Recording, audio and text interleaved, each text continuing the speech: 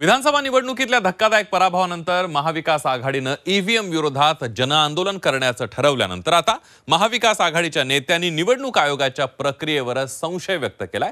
तसंच वाढलेल्या टक्केवारीवर विरोधी पक्षांनी शंका उपस्थित केली आहे। बघूया।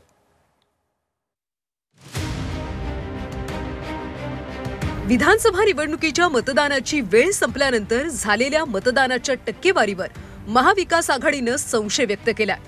संध्याकाळी 6 वाजल्यानंतर महाराष्ट्रात जवळपास 76 लाख मतं वाढल्याचा आरोप काँग्रेस प्रदेशाध्यक्ष नाना पटोले यांनी केलाय।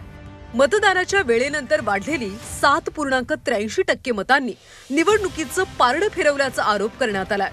नाना पटोले यांनी निवडणूक आयोगाच्या प्रक्रियेवर शंका उपस्थित केली आहे। मतदानाचा फरक या ठिकाणी जाणवतोय आपल्याला।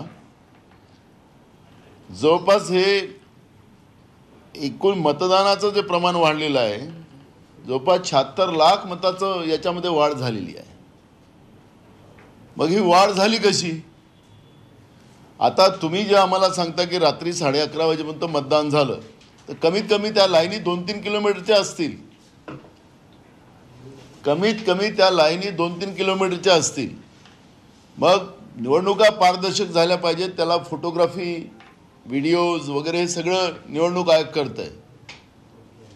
मग निवडणूक आयोगाने आम्हाला दाखवावं की 2-2, 4-4 किलोमीटरच्या रात्री लाईनी लागल्या होत्या, रात्री 11:30 वाजेपर्यंत मतदान झालं, हे आम्हाला निवडणूक आयोगाने दाखवावं, आम्हाला माहिती द्यावी। लोकशाहीमध्ये लोकांच्या मताचं या पद्धतीचं मतं चोरायचं काम हे निवडणूक आयोगाचं नाही। मतदानाच्या टक्केवारीवरून पटोले यांनी शंका व्यक्त करताना अर्थमंत्री निर्मला सीतारामन यांच्या पतीनेही या संदर्भात प्रश्न उपस्थित केल्याचा दावा केलाय। यावेळी पटोले यांनी एक व्हिडिओ सुद्धा माध्यमांना दाखवला। 5 PM there was a figure of 58.22 and 58.22 the gross number would be 5 crore। हा त्यांचा व्हिडिओ आहे। मी जे मुद्दे उपस्थित केले या ठिकाणी मुद्दे त्यांनी पण उपस्थित केले। स्वतः केंद्रीय अर्थमंत्री सीतारामन त्यांच्या मिस्टरनी हे सगळे प्रश्न उपस्थित केलेले आहेत। निवडणूक आयोगाच्या पारदर्शकतेवर या ठिकाणी आता प्रश्नचिन्ह निर्माण झालेले आहेत। पटोले यांच्याप्रमाणे शरदचंद्र पवार राष्ट्रवादीचे नेते जितेंद्र आव्हाड यांनीही मतदान प्रक्रियेवर आक्षेप घेतलाय। महाराष्ट्राप्रमाणे हरियाणा विधानसभा निवडणुकीत सुद्धा मतदानाची वेळ संपल्यानंतर 5.5% मतं वाढली होती आणि त्यामुळे हरियाणात सुद्धा भाजपचा विजय झाल्याचा दावा आव्हाडांनी केलाय। मी सातत्याने बोलत होतो की संध्याकाळी 5 ते रात्री 11 ह्याच्यामध्ये जे पर्सेंटेज राईज होत आहे ते अचानक कसं काय होतं? आतापर्यंतच्या इतिहासामध्ये फक्त 1.5% वाढ झालेली आहे आणि याबाबतची कुठलीही माहिती इलेक्शन कमिशन द्यायला तयार नाही।